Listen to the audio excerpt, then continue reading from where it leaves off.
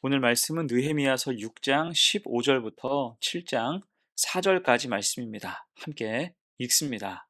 성벽 역사가 52일 만인 엘루월 25일에 끝남에 우리의 모든 대적과 주위에 있는 이방 족속들이 이를 듣고 다 두려워하여 크게 낙담하였으니 그들이 우리 하나님께서 이 역사를 이루신 것을 알미니라.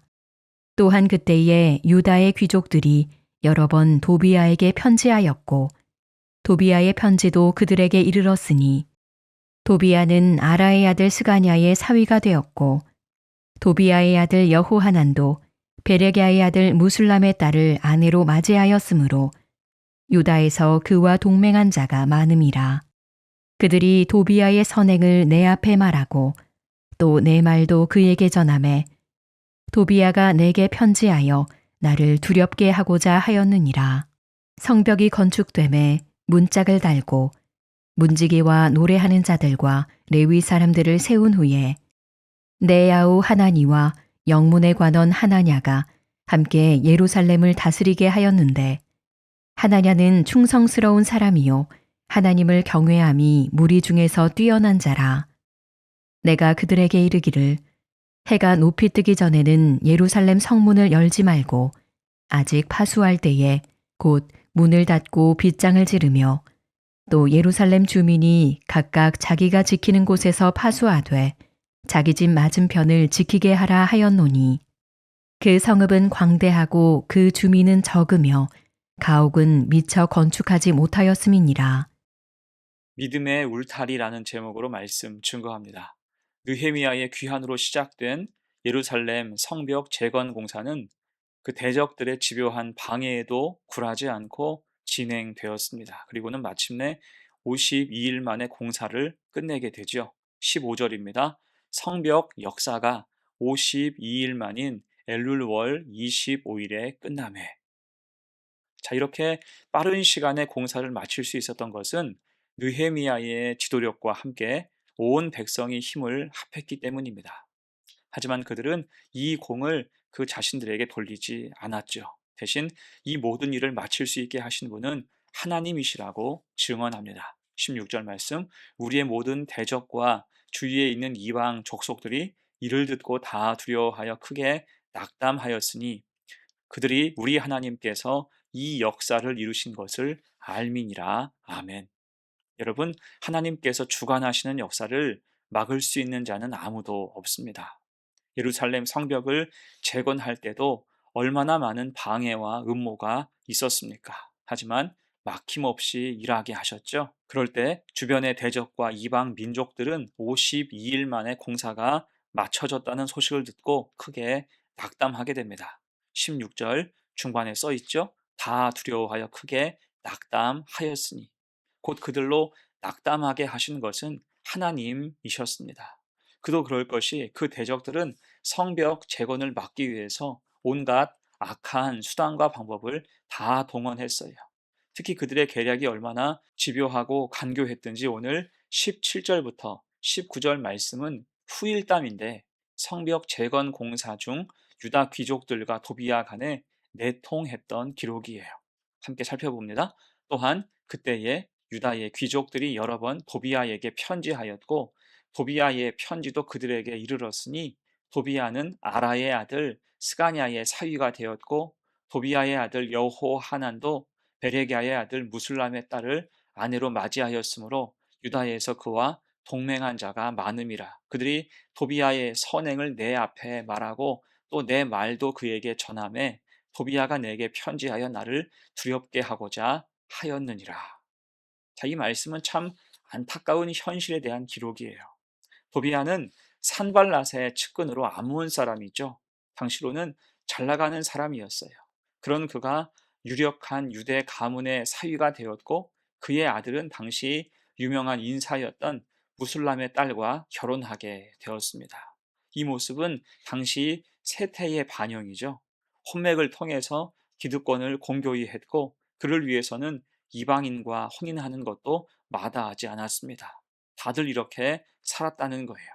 분명한 것은 이것이 과거로의 회기지요.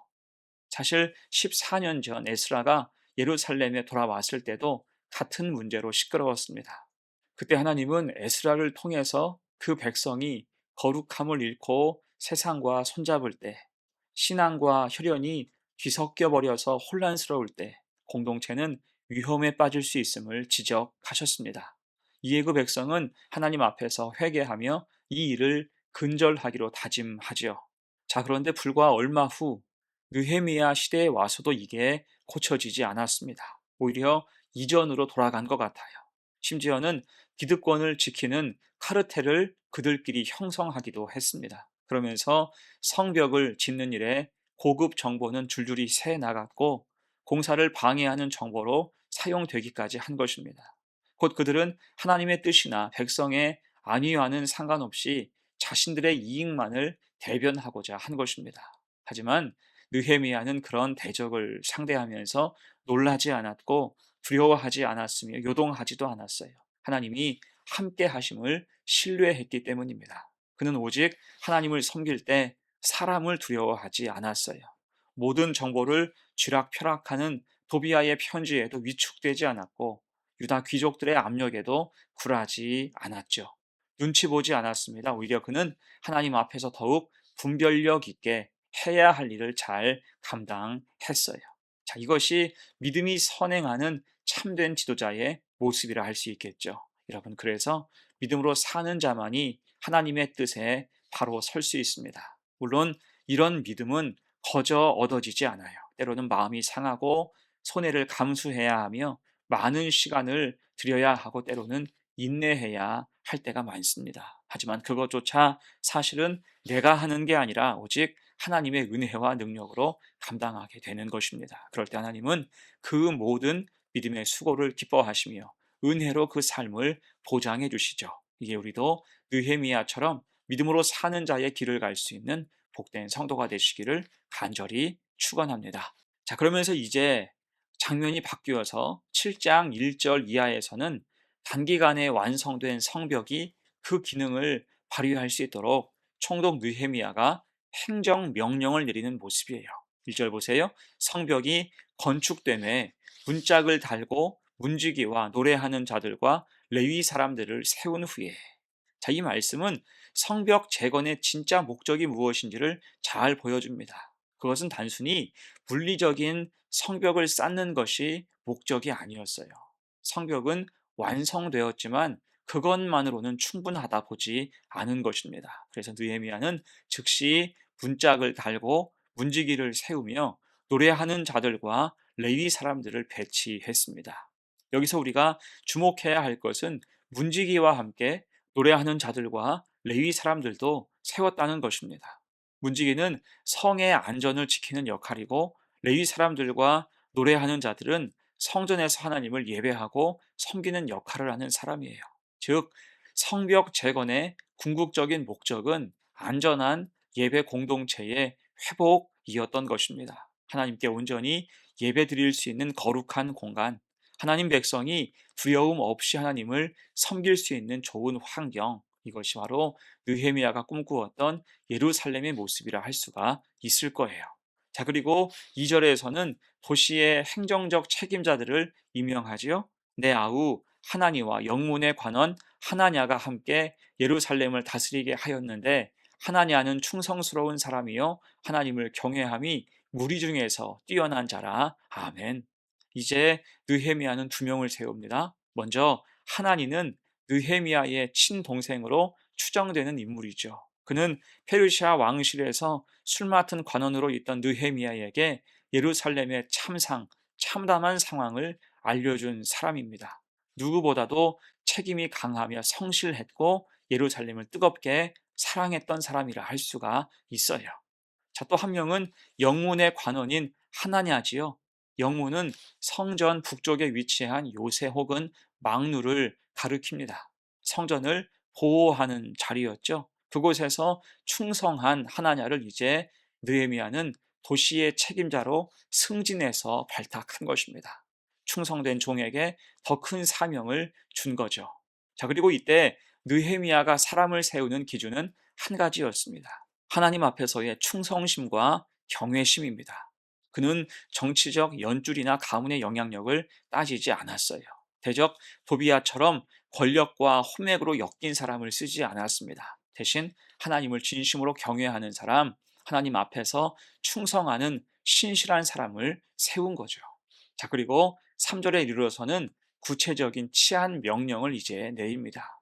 내가 그들에게 이르기를 해가 높이 뜨기 전에는 예루살렘 성문을 열지 말고 아직 파수할 때에 곧 문을 닫고 빗장을 지르며 또 예루살렘 주민이 각각 자기가 지키는 곳에서 파수하되 자기 집 맞은편을 지키게 하라. 아멘.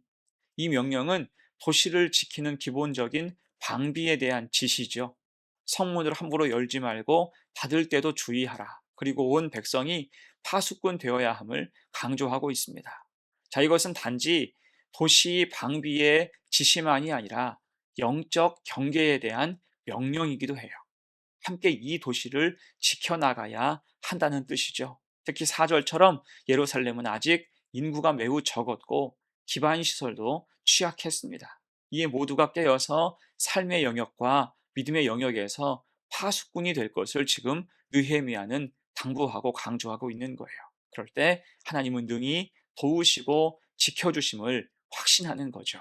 우리도 이처럼 삶의 영역에서 악한 것이 함부로 틈타지 못하도록 영적인 무장, 하나님 은혜 아래서 말씀으로 무장하여서 늘 견고하게 삶의 터전을 지켜나가는 성도가 되시기를 간절히 축원합니다. 아멘. 이제 말씀을 마무리하면서 오늘 52일 만에 성벽이 완공됐지만 예루살렘은 여전히 불안 요소가 있었어요.